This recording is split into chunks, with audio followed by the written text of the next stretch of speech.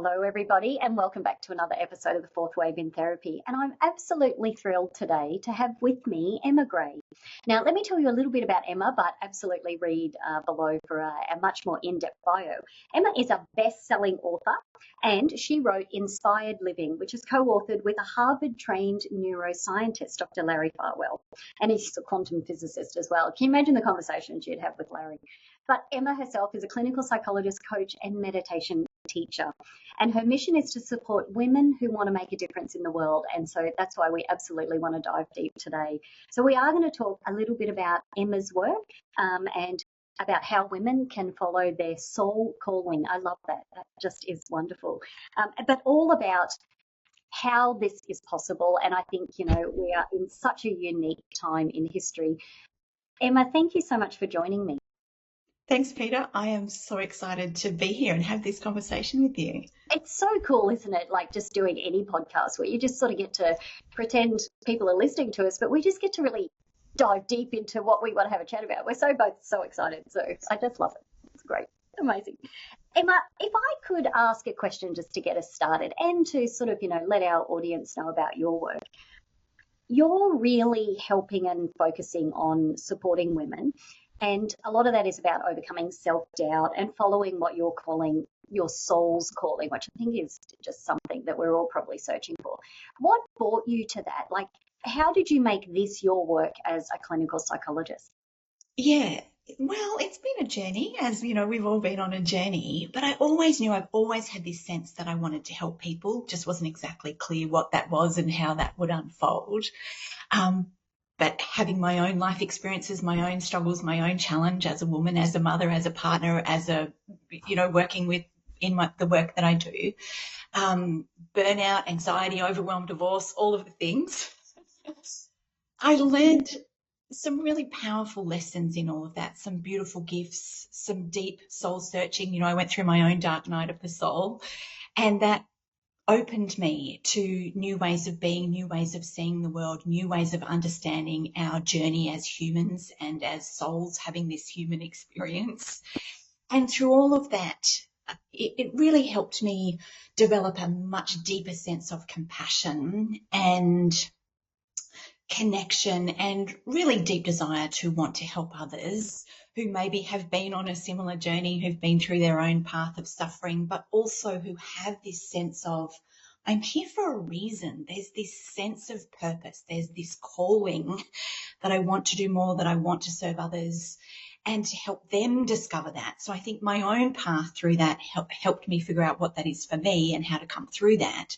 And so now I just want to share and support and serve others who are also on their own journey and really feel called to do more.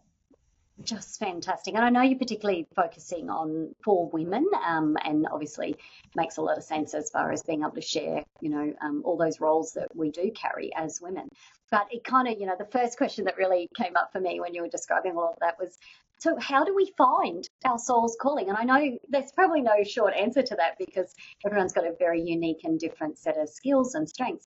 But, what is it that could start that path for someone to find it? Yeah, so it's an art and science of working with my clients to help them discover that, but it always reveals itself because deep down we already know. Every soul is born into this lifetime with powerful intentions and desires and with the interests, passions, strengths, qualities that we need already inherently within us to fulfill those intentions, those desires, that calling.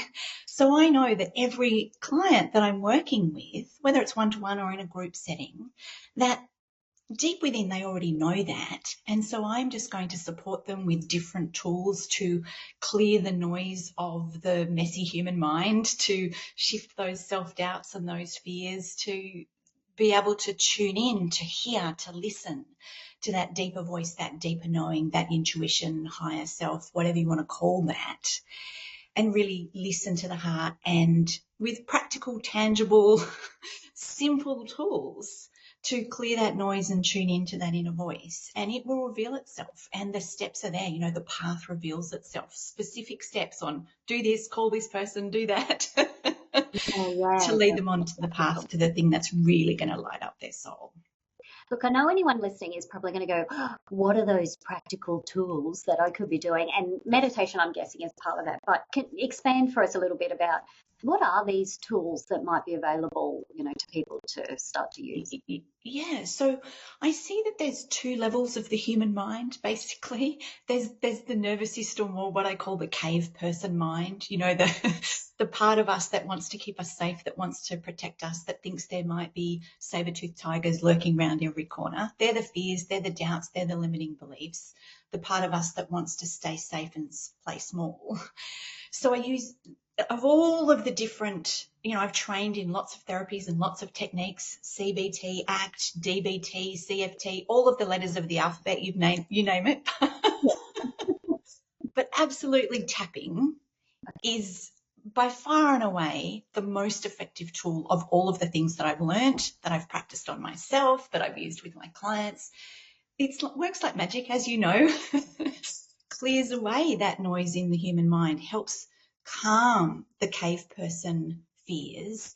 And once that is quiet, then there's a combination of meditation, mindfulness, grounding tools, visualizations, and other techniques that help us listen to the signals of our body, help us hear that intuitive voice more clearly, and get clarity on who we are and what we're about and what we want, and how to open ourselves to opportunities and what might present. Yeah. And is tapping then, is that one of these first kind of, things to maybe try for the quietening of particularly that cave kind of mind? Is it around tapping just to sort of become centered, or for regulation? Is it for specific events in the past? How is it that, if a listener, might be really familiar with EFT or tapping, is it just about kind of trying to quieten that monkey mind? Yeah, so it depends on where the client is at, and what state they're presenting mentally, emotionally, and energetically, physically. I feel like I could give you a really big long answer or a short answer here, because I use Stephen Porges' polyvagal theory and model, and I also use Paul Gilbert's affect regulation model to get a sense of where the client is at, how loud is the noise in the mind, how dysregulated are they emotionally and physically in their body. So if necessary, yes, I will use grounding and tapping to settle that, to bring them into the present moment, so that they're in the state then to have some more expansive experiences. But basically, what I guess it boils down to is, if they're in a stable state and they're ready to engage, I will invite them to set a goal. It's the goal setting approach to tapping. Set a goal, write it down. It's now June 2025, and I am now doing this thing, and whatever it might be. And then identifying the limiting beliefs, the tail enders, the yeah buts that come up. Oh, but I couldn't possibly do that. I don't know enough. I'm not expert enough. I'm not, all of the things that cave person brain brings up to keep us safe. So identifying those limiting beliefs and tapping on those one by one. Let's shift that belief. Let's shift that belief. Let's shift that belief. And sometimes that might take a number of sessions to move through that. Sometimes that stuff can shift in one session, and the person is clear and ready and let me at it. Yeah. I want to go. I want to pursue my dream, my goal. Yeah. That's so cool. And a lovely way to come in, I guess, because goals are obviously something people are quite attached to and want to come true. So a lovely way to kind of, work out, how do you want the future to look? And, okay, let's work with what blocks might be sort of present, keeping that away from you. So, yeah, that's a really lovely way. Look, we really are talking here about, you're a clinical psychologist, but yet you are blending with your traditional sort of scientific training, other modalities that perhaps, maybe are sitting out here in a spiritual kind of container, woo-woo, whatever people want to call it. How do you blend those as a clinical psychologist? Maybe what are people's misconceptions about trying to do those in mainstream kind of therapy approaches? Yeah, and I will do it in a slightly different way depending on if I'm working with a therapy client or if I'm working with a coaching client, because I have to be mindful of the regulatory codes and ethical and legal guidelines. But in essence, the science and the spirituality perspectives of the world can be integrated in a really powerful and elegant way to more deeply serve the client. So in terms of the science, it's using evidence-based tools, techniques, strategies, approaches. Primarily, the way that I work is to work with the nervous system in some of the ways that I've described, to bring people out of shutdown or sympathetic arousal into parasympathetic rest so that they're in a calm, clear, grounded state, to then look at their strengths and their values and who they want to be and how they want to show up in the world, to give them a greater sense of meaning and joy and purpose and whatever that might be. And depending on where they're at when they first come to see me, that might be a long journey if, they're really unwell, or it might be a shorter journey if they've already done some work or they, have less challenges, whatever it might be. So there's the neuroscience of working with the nervous system to help them regulate themselves and work on any complex trauma or small t trauma, whatever it might be that's showing up for them. So that's the scientific approach, using all of my clinical skills and tools and knowledge. And then in the back of my mind, I have this spiritual perspective of the world, as I touched on before, that every soul is born into this lifetime with desires, with intentions, with interests, with passions, with strengths, with an inbuilt impulse to self-actualize, to move into the fullest expression of ourselves in this lifetime. So it's having that understanding that I know that they have everything within them, and that the suffering that they have experienced has only served them in more powerful ways to step more fully into the truest expression of themselves. So I don't even view suffering as a bad thing. Obviously, it's unpleasant, uncomfortable, painful, but I can see that from a higher perspective, it is really powerfully serving all of us, because we all suffer in different ways and experience challenges and painful things in life.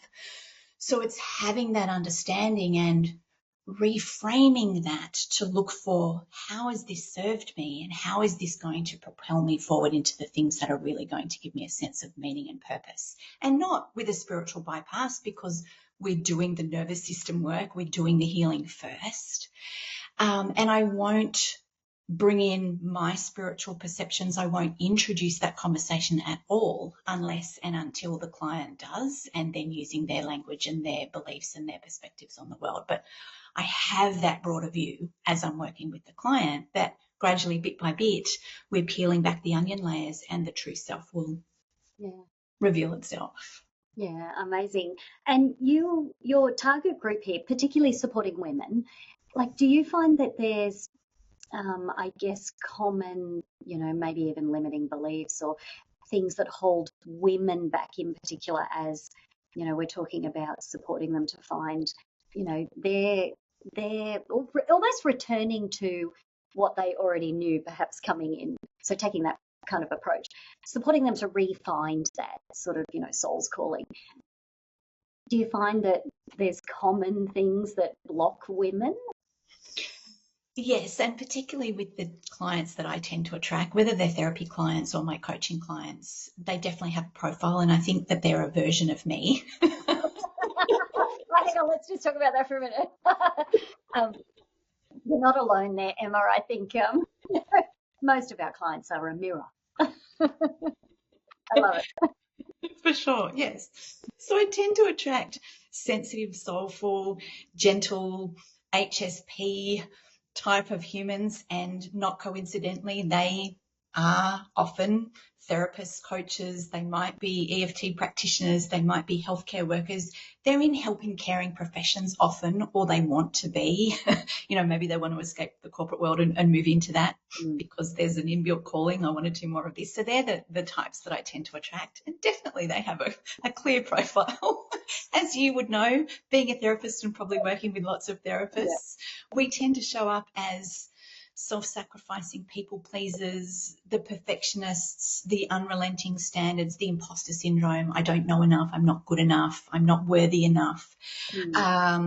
There's limiting beliefs around money and not deserving, and all of those things that come with a beautiful, kind, empathetic, compassionate heart, that lead us to put ourselves last or to the bottom of the list. So working through that and helping them release some of that and let that go so they really can give themselves permission to step out into the light, because there's a lot of fear of being seen. So to step out into the light and to fully be who they're meant to be in this lifetime. So as I sometimes joke and call myself a recovering, self-sacrificing, perfectionistic people pleaser. Because I can probably tick all of those things.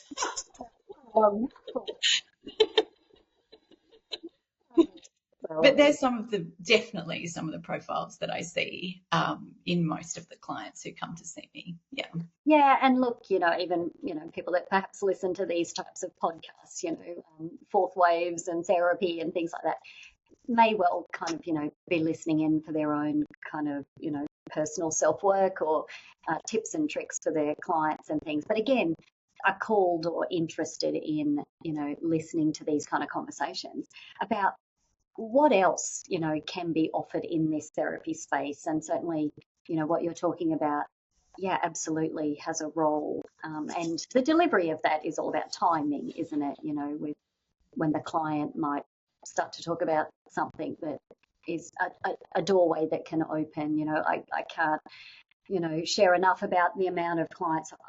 Most of my clinical work has been with young teenagers with eating disorders, but yet the conversations were about existential meaning of life. They weren't about calories in food.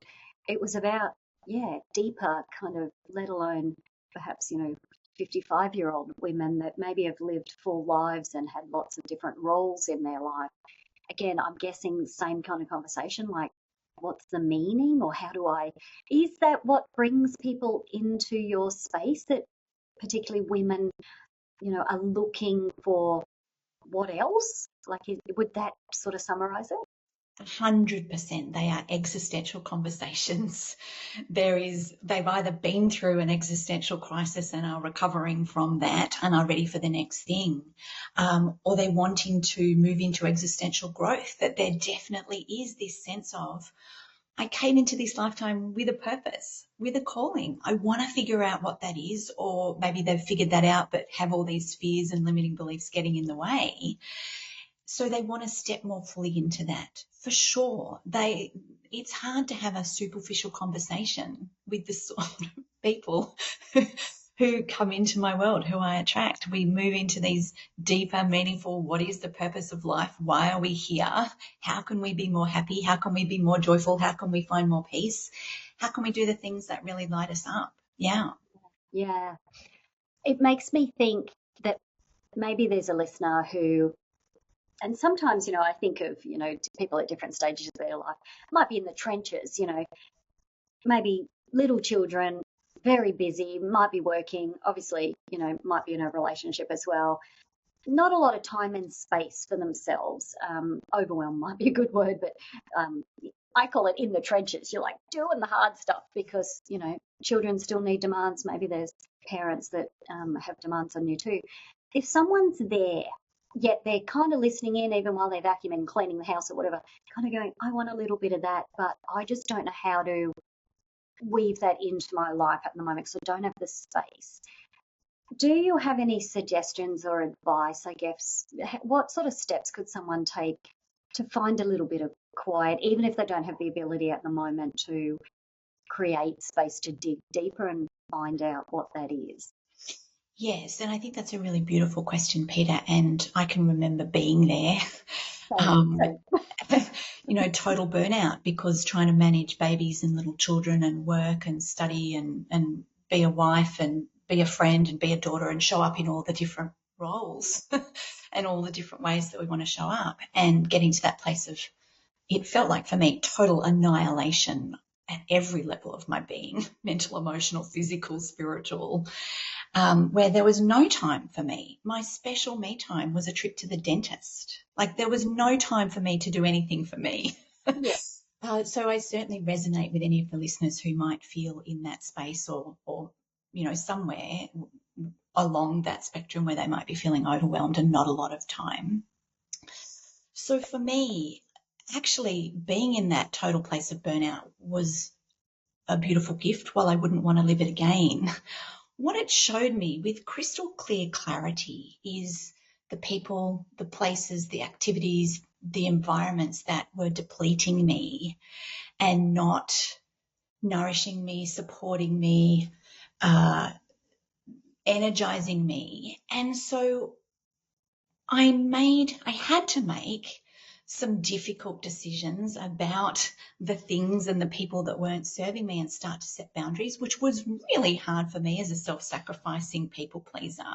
But I had to learn to set boundaries, to say no to the things that were really going to suck the life out of me, because I needed to be able to be present, not just for me, but for my children and my clients and the people around me. So figuring out where to say no, so that we do have a little bit more space, and understanding that that is not an easy thing to do, that can bring up guilt and anxiety, and normalizing that and making space for that. And then even if you can find 2 minutes in your day just to take some deep breaths, if you can find a little bit more time to do a meditation, even if it's a 5 or a 10-minute meditation, that was the thing that was transformational for me to come out of that place of burnout into starting to replenish and nourish myself mentally, emotionally, physically, spiritually, to bring my parasympathetic nervous system back online, to rest the mind and the body, to rest the nervous system, and to start to energize and to start to think more clearly. So if you've only got 2 minutes, put the screen down and just breathe, or look at a tree, or sit in the sun. Just really simple ways that we can ground ourselves and just start to create a little bit of mental space, but also rest for the body if that's what we need.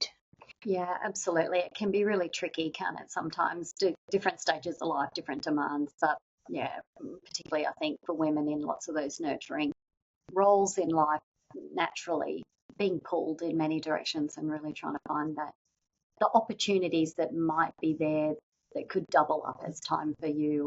I can remember long time ago now, 15, 16 years ago, we purchased a house that financially kind of stretched us a little bit. So there wasn't a lot of extra money to go around.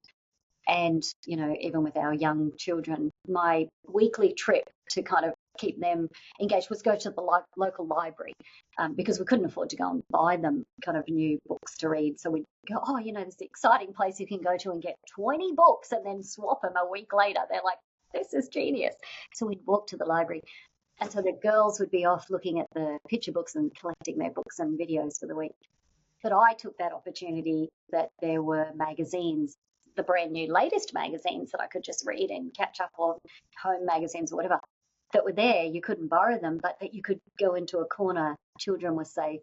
And I would try and use those moments just to say, well, I might not go out and purchase these magazines, but I could sit here and just have a look at whatever's happening in Hollywood or the latest home magazine, or get inspired in some way, while the girls were picking their books. And even that brief kind of moment was done at the same time as being with them. Yeah, it allowed me to sort of get some perspective and cope a little bit better. Yeah, amazing. Yeah. Emma, what's next for you? Like, where do your own soul calling has led you to this place, which is definitely supporting women, but is there something in you that's creating, what is your next journey?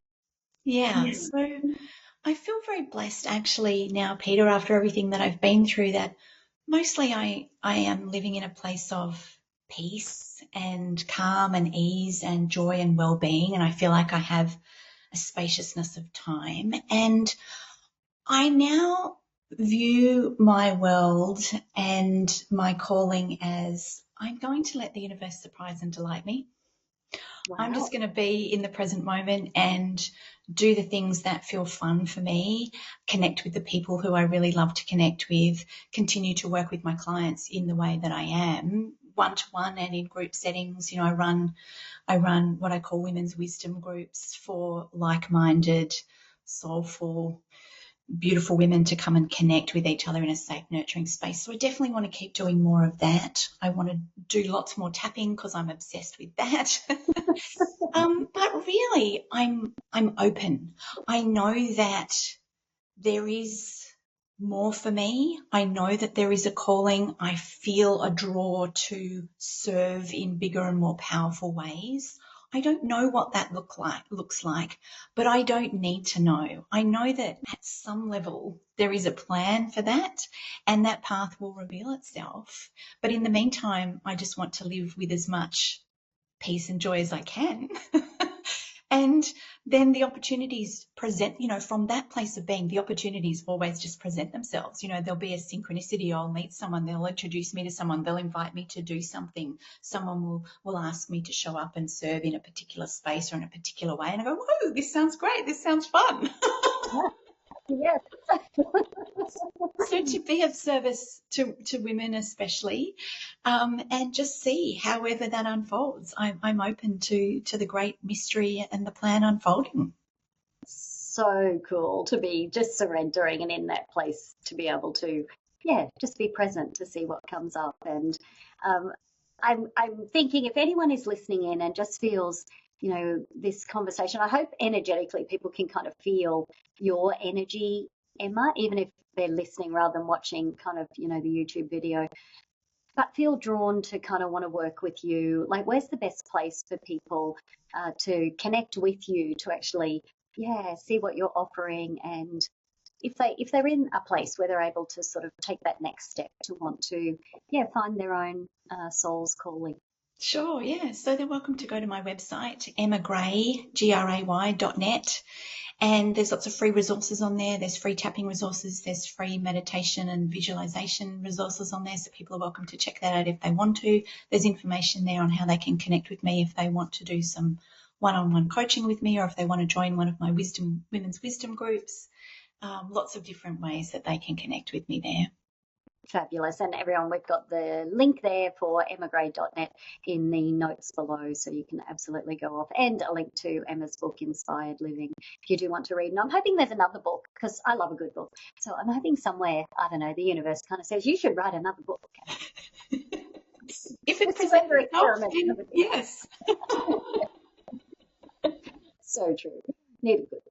Emma, it's just been lovely to connect like this. And I know we were talking about other things offline, and I'm like, how about we talk on the podcast? And you were like, yes. So there was a perfect example of, just saying yes and, sharing with more people out there exactly how you can support women. And I do hope there's, someone listening in that really this connects with, and you might want to even just try and find that 2 minutes of space. If not, connect with Emma to take it further. But thank you so much, Emma, for, it's weird to say, but everything you went through to get you to this space, so that, you're in a space now to offer what you do. So it's just been wonderful to connect with you today. Thank you, Peta. It's been so joyful to have this conversation. And I know I said this offline to you, and I know I've said it to you before, but I also wanted to say thank you for you and the work that you do in this space, because you absolutely are a trailblazer, and I know it takes great courage to step out and be seen. So really the deepest appreciation for who you are and the work that you're doing to support humans. Thank you so much, Emma. I swear I'm lucky I picked tapping as the tool to investigate, because it absolutely supported my journey along the way as well. So thank you so much for that. That's just lovely. All right, everyone, we have got all the show notes below for you, including Emma's links, and I do hope you go off and explore a little bit further, and we look forward to seeing you back on another episode of The Fourth Wave in Therapy. Thanks, everyone.